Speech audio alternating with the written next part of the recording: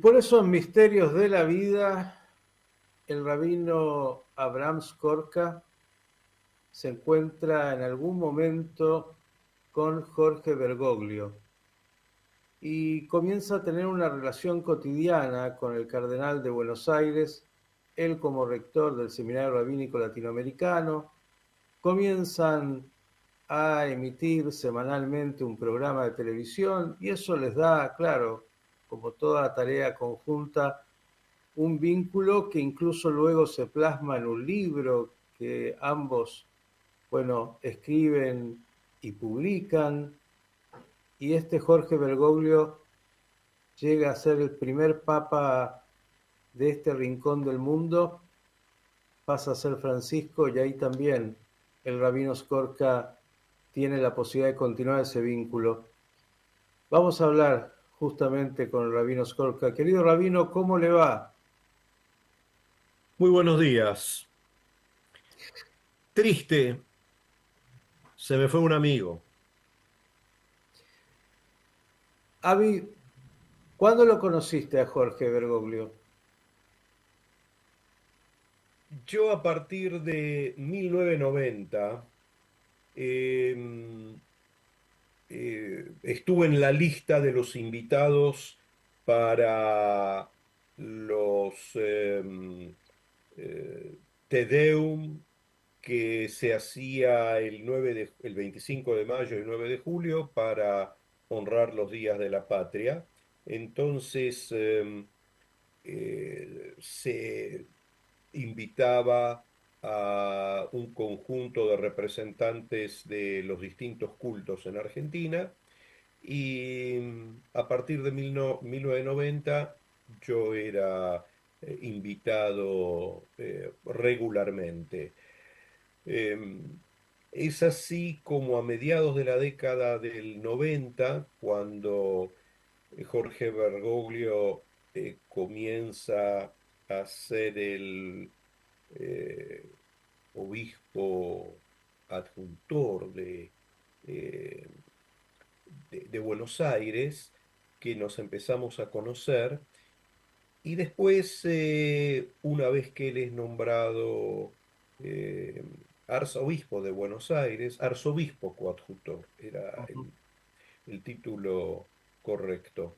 Y una vez que él suplanta a Corrachino, empezamos a tener pequeños diálogos siempre después de, eh, una vez finalizada la ceremonia, y yo siempre le solía decir, usted habla en un idioma profético, y al día siguiente en los diarios analizan sus homilías desde un punto de vista político, político totalmente político, porque lo profético tiene que ver con lo político también, pero desde otra tribuna, la tribuna de lo espiritual. Em, y así solíamos tener estos contactos. Em, por otro lado, él quiso abrir ese puente, ese canal que que nos vaya a ir uniendo en diálogo. Cuando lo analicé posteriormente, en retrospectiva, yo creo que él me conoció y tuvo interés en crear ese canal por los artículos que iba publicando La Nación, que muchos tenían que ver con el diálogo, especialmente el judeo-católico. Y esto lo supe una vez que me enteré que La Nación era el diario que él leía todos los días. Em, y es él a través este, de cómo él era, como él solía ser, que logró crear ese vínculo. ¿Y a qué me A ver, refiero? te voy a A través de... aprovechar, te voy a aprovechar al máximo y entonces voy a ir muy directo a preguntas, porque quiero exprimir ese vínculo tuyo con Jorge Bergoglio, el Papa Francisco. Digo, primero, algo que es casi una obviedad, pero que me gustaría que lo digas vos, es eh, el Papa Francisco, antes Jorge Bergoglio, fue para vos un antes y un después en tu vida personal, en tu vida rabínica, marcó un antes y un después. Sí, absoluto. Déjame terminar solo la frase anterior. A través de chistes futboleros, ácidos, porque tenía una característica especial. Era fanático de San Lorenzo, fanático porque él tenía, donde recibía a la gente en el arzobispado, tenía un escritorio más chiquito y un lugar más amplio, y había una puerta que tapaba parte de la pared, no sé si a propósito, ¿no? Pero un día cuando estuve con él, cerró la puerta y pude ver la foto del primer equipo de San Lorenzo de Almagro. Otro día, y empezó cuando River no iba bien, te podés imaginar los chistes cómo venían, chistes así duros. Una vez me dijo, esto lo conté mil veces, una vez me dijo, en un momento, cuando lo saludé en la catedral, un momento muy solemne, me dice, yo creo que este año vamos a comer sopa de gallinas porque River estaba muy mal y San Lorenzo Boca, porque su corazoncito también estaba con Boca, no tanto como San Lorenzo, pero estaba con Boca también. Y bueno, muchas anécdotas a ese nivel. Ahora, tu segunda pregunta. Sí, marcó un antes y un después, no solo mi carrera rabínica, sino mi vida. Y este hombre que conociste, claro, ya como arzobispo adjunto, luego como el cardenal de Buenos Aires y que pasa a ser el Papa, y con el cual transitaste, como dije, ese diálogo permanente que se plasmó en ese programa de televisión y se plasmó luego en un libro y que se plasmó en la amistad. Ese hombre que conociste, ¿cuáles dirías que eran las características más importantes que pudiste percibir? Yo diría que la característica más importante que pude percibir en él es un muy profundo, eh, lo definiría con estas palabras, fuego religioso, una gran religiosidad. Alguien que quería devolverle al cristianismo en general, y por supuesto a la Iglesia Católica en especial, y quería retrotraerla a los tiempos de Jesús, a la pureza de aquel tiempo. En una oportunidad le dije, el mensaje de Jesús se desvirtuó en los tiempos de Constantino, cuando la transformaron en religión de Estado. Y él me dijo, sí, coincido con usted.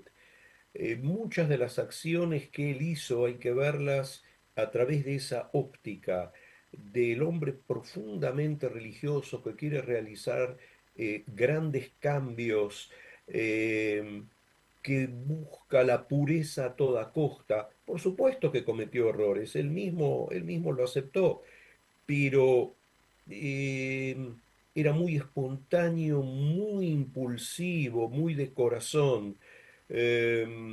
Y a veces desde el punto de vista, frecuentemente desde el punto de vista político, él no hacía lo políticamente correcto.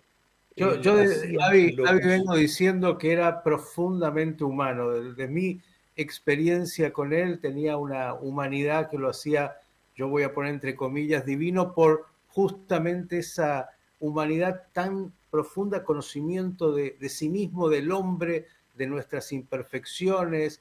Y este hombre que conociste, que me cuentan amigos, bueno, le decían, en ese momento era Cardenal lo llevo en el auto, no, no, yo me tomo el colectivo, el subte, no quería ningún privilegio y como dijiste, ¿no? En esa búsqueda de esa imagen del cristianismo primigenio que iba a las villas miserias, que estaba en contacto con los más sufrientes de la sociedad y que a partir de eso hay que entender su tarea pastoral, ¿no? Digo, creo que a veces hay una incomprensión que todavía está ahí muy cercana. Y quiero ir a nuestro pueblo un poquito, después seguiremos hablando, porque, claro, estamos en un momento donde yo digo, tenemos la herida tan abierta, una herida histórica y una herida más cercana, que hay bastante desequilibrio también en nuestra gente. Yo he escuchado, y tú eres un privilegiado en tu vínculo personal con él, luego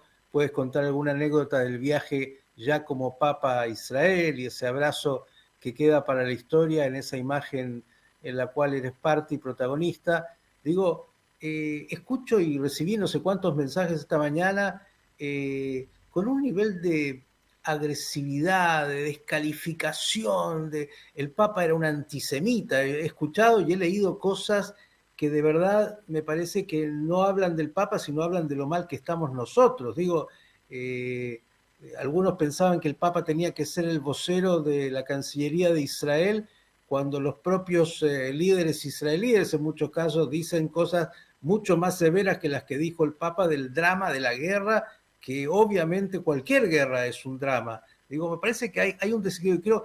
Te lo paso porque me parece que tu visión, tu experiencia va a dar un mensaje tan importante sobre esto. Em,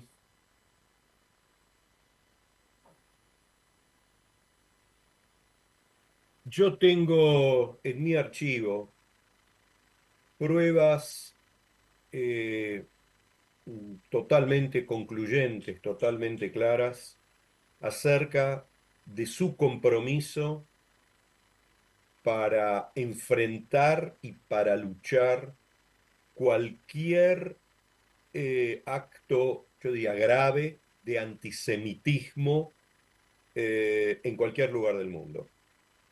No, no fueron meras palabras, hubo distintos momentos últimamente y anteriormente.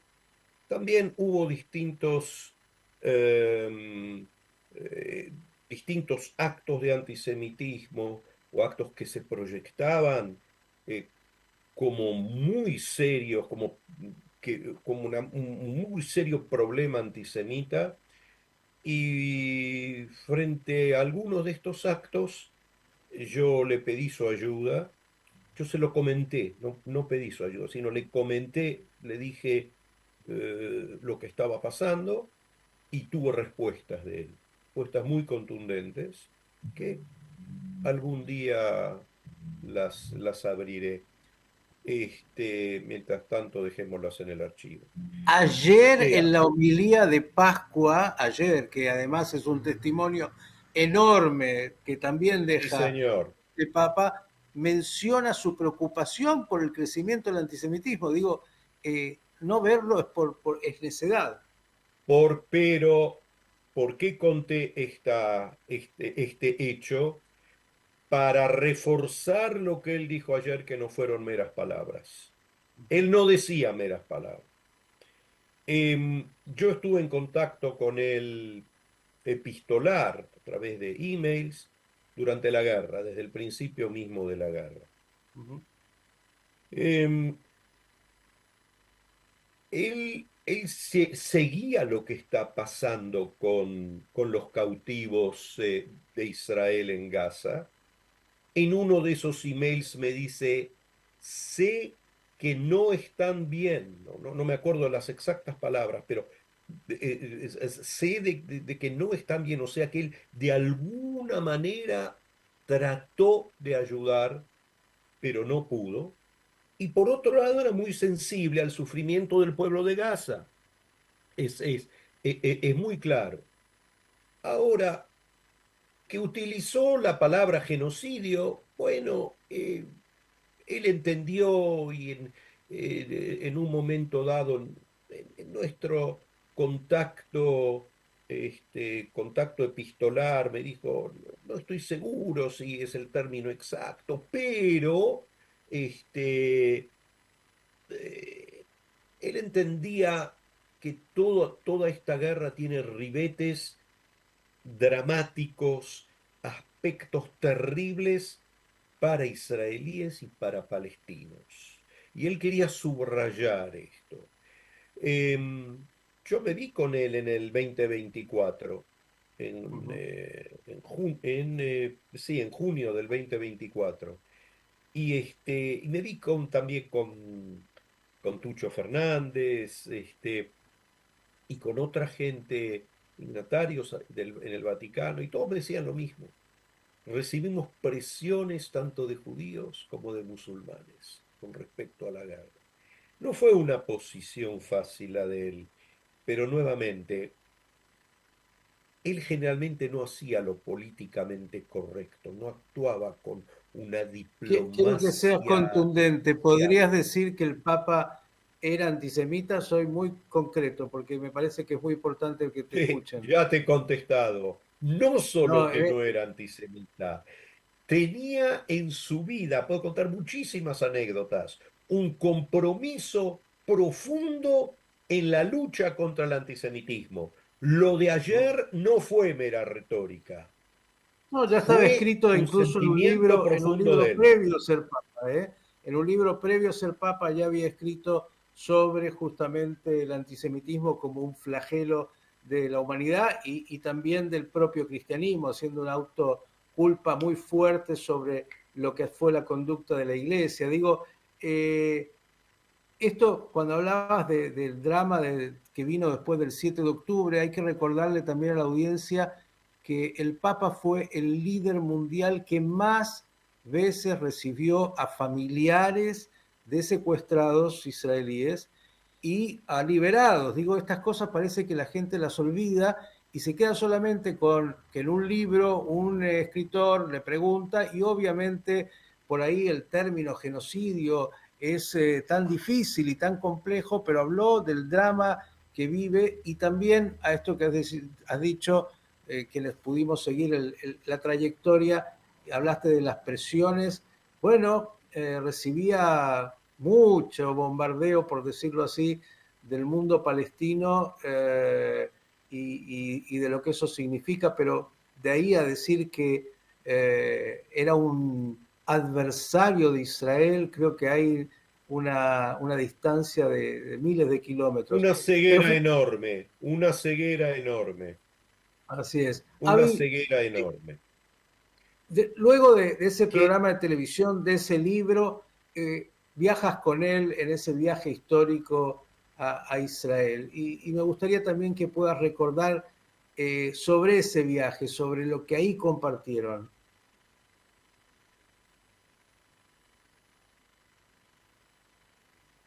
ese viaje va a quedar en la historia. Ese viaje realmente se logró hacer gracias a los esfuerzos de Shimon Peres que quería, que quería acercar, traer la paz al Medio Oriente. Todos lo sabemos muy bien, sabemos de la organización que él ha creado y sabemos de su prédica como presidente, como soñador en los últimos tiempos. A través de Enrique Zimmerman, Shimon Peres se enteró de nuestra amistad, él empezó a través de su gabinete, después él personalmente, este, a, a tener contactos conmigo para que triangule con Francisco.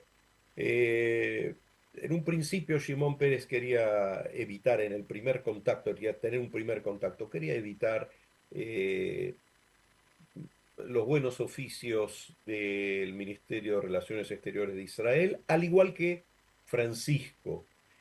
Y así se fue trabajando y fue Shimon Peres el que insistió, hagamos un encuentro con Abbas. La primera idea era hacerlo en Jerusalén, al final se hizo en Italia. Él era el gran trabajador, y escribí varios artículos en el Observatorio Romano y un libro que apareció hace poco sobre la política y la religión. Eh, Porque digo que el lenguaje que tuvieron entre ellos era un lenguaje profético, Uh -huh. Shimon Peres con Francisco.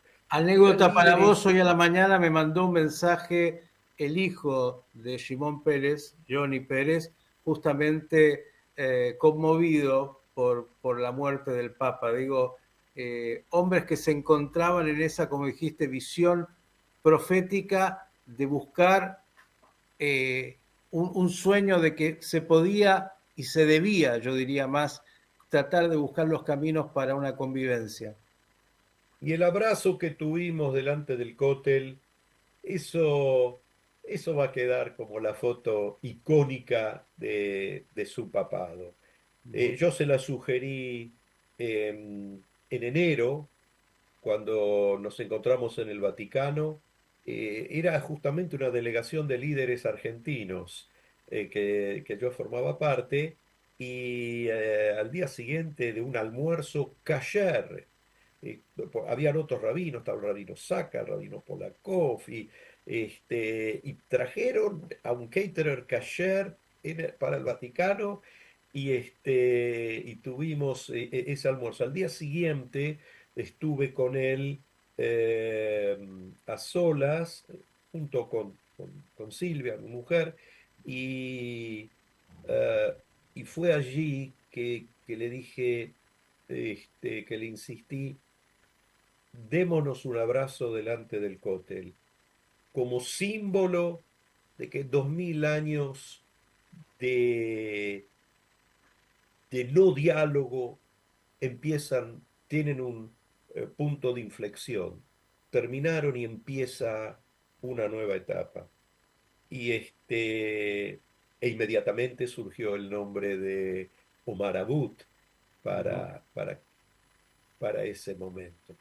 Y, Eh, y ha quedado para la historia, sin duda, esa imagen, como has dicho, que es un legado de su papado. Te quiero contar otra historia. Habrás visto en muchos lugares una foto donde yo le paso la mano por el hombro. Es una foto tomada desde atrás, Sí. y voy caminando y le puse la mano sobre el hombro.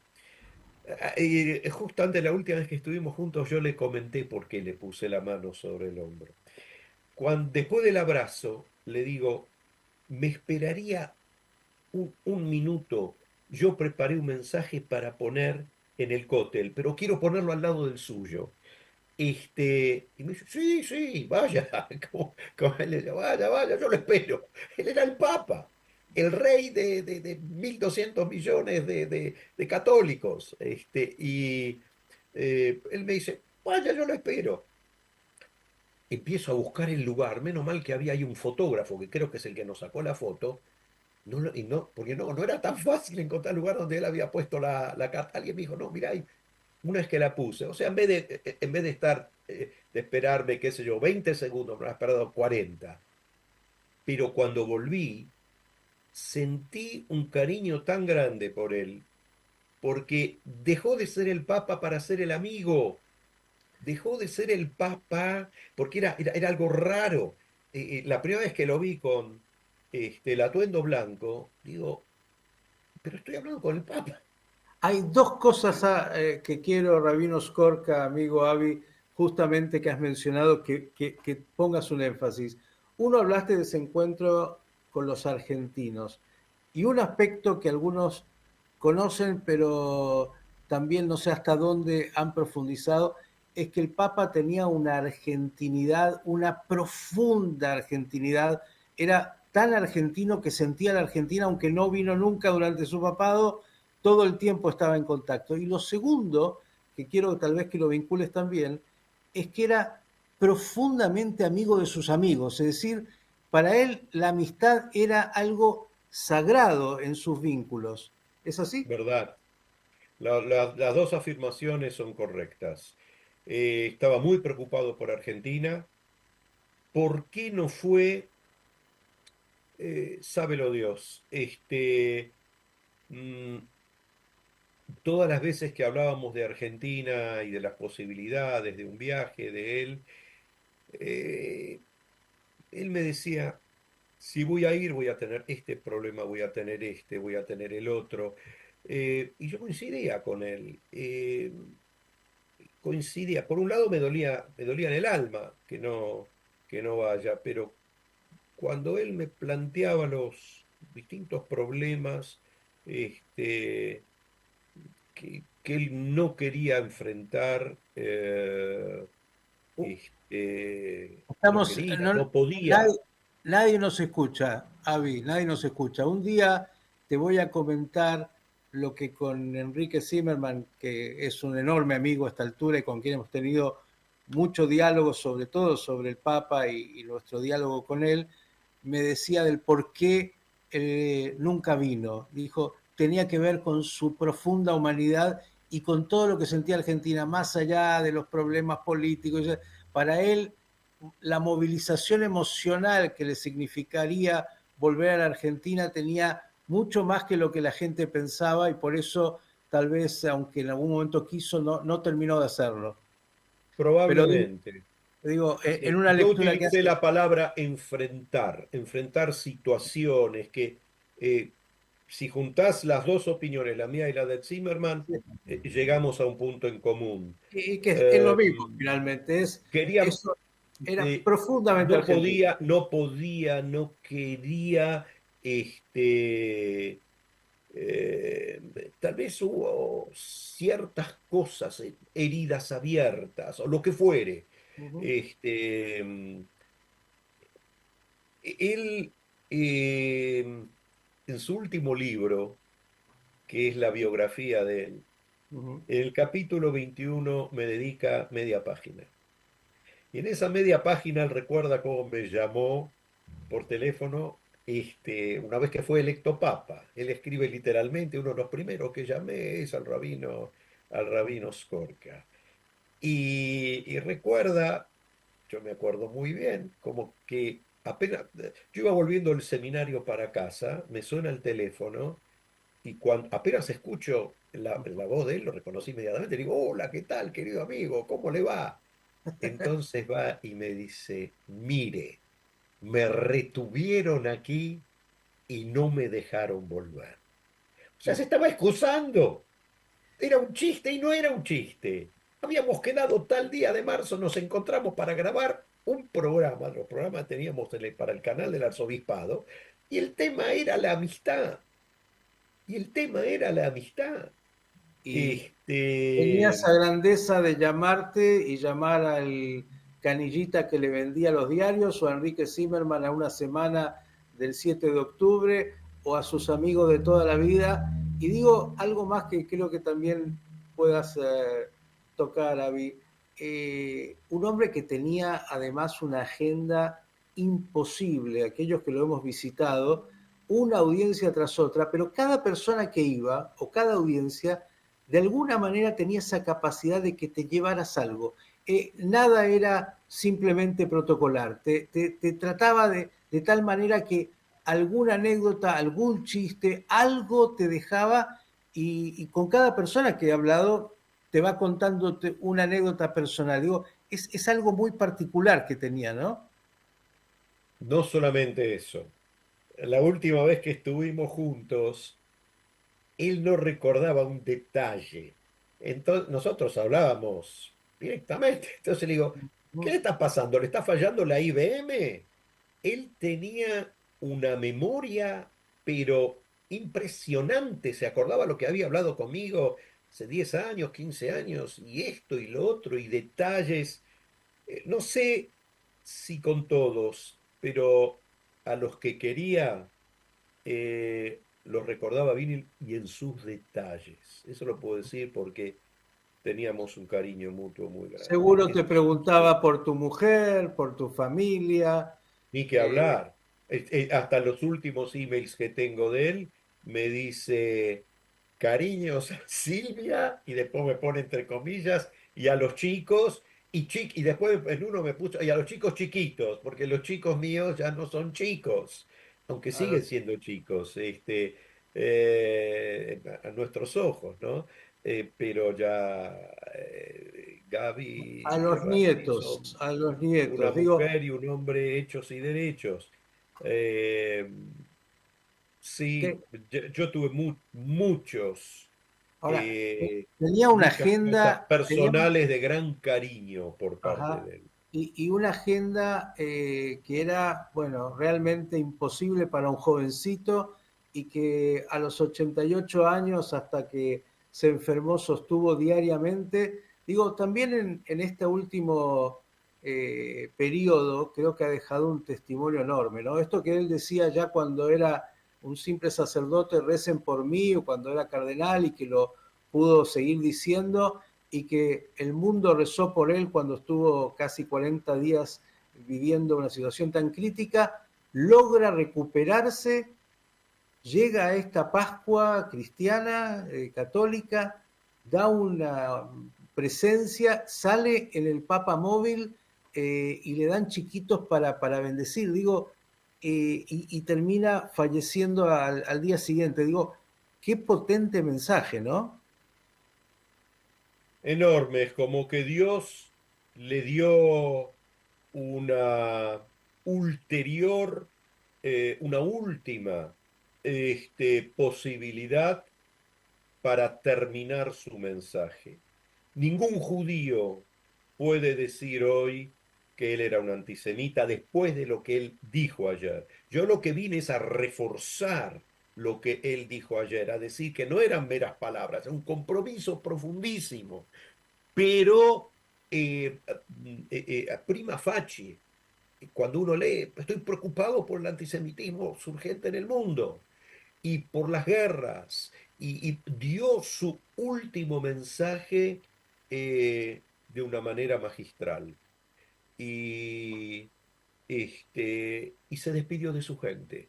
Dios le Ajá. dio esa oportunidad, esa posibilidad, la utilizó muy bien y dejó a través de su último acto eh, una imagen como para que, empezando por aquellos que han de seguirlo a la cabeza del catolicismo y siguiendo por muchos líderes a través del mundo, una imagen, un llamado a la paz, eh, que espero que sea tomado por esos líderes eh, y que de una vez por, buena vez por todas, un tiempo nuevo pueda comenzar. Querido amigo Rabino Skorka, agradecerte por estos minutos. Podríamos seguir hablando horas, seguramente, y en el tiempo se va a seguir hablando de el Papa Francisco, este Jorge Bergoglio, nacido en la Argentina, primer papa y tal vez, quién sabe, la historia si no será el único de la Argentina, y que, bueno, como él dijo, vino a hacer lío, no vino a pasar desapercibido, y fue, como me decía algún cercano de él, un papa de este tiempo, de este mundo, de estos conflictos y de este ser humano con todas sus complejidades, que necesita más, lo digo yo, de alguien que te abrace, que te reciba, que te amen como seas.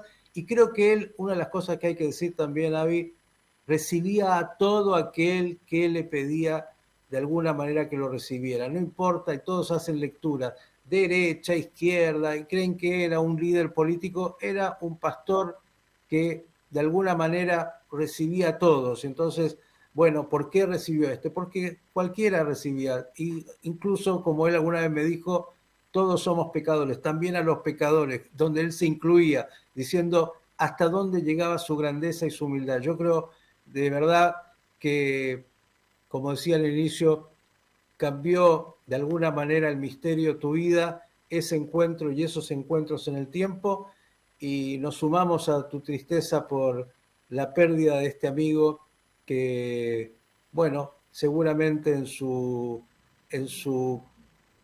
enorme figura nos ha dejado a todos mucho, y a esta humanidad, ya la Argentina, ojalá lo sepa reconocer como tal vez no lo hizo hasta ahora.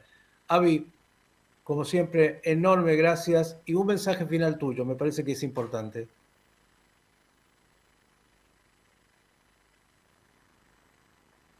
El mundo necesita de líderes que breguen por la paz, que se eleven por encima de las miserias circunstanciales y que traten y se esfuercen profundamente en ayudar a tanta gente que vive en la miseria, que vive en condiciones de una pobreza terrible, cuando existen los medios tecnológicos para que todos aquellos que formamos la gran familia humana podamos vivir con dignidad.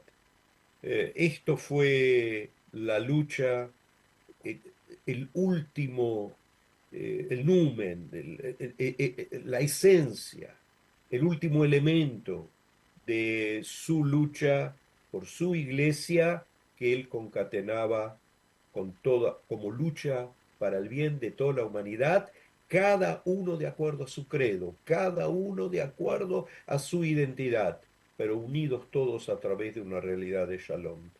Eh, Nos quedamos con que esto. tenga paz, que tenga paz en su eterno descanso y que, como decimos en base a un versículo del libro de los Proverbios, que su memoria sea por siempre una fuente de bendición.